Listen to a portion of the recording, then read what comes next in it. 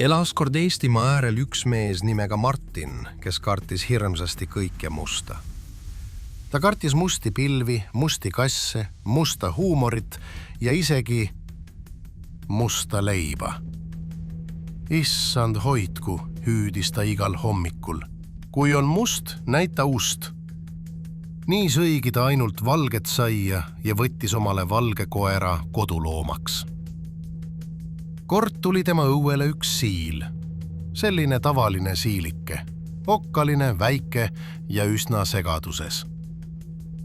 Tere, ütles siil viisakalt. Martin vaatas teda kõõrdi pilguga. Mis värvi sa üldse oled? Küsis ta kahtlustavalt. Ma ei tea, vastas siil. Vahel tunnen end valgena, vahel mustana, enamasti aga hallina. Martin kahvatas. See on veel hullem. Hall on reeturlik värv. Sa pead olema valge. Siil kehitas okkaid. Ma olen lihtsalt siil.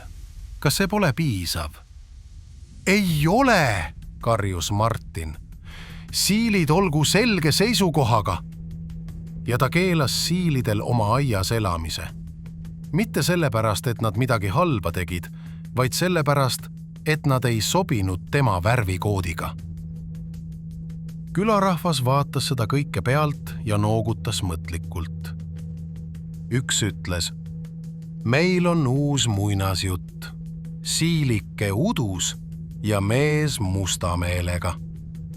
Ka valgel mehel võib must meel olla.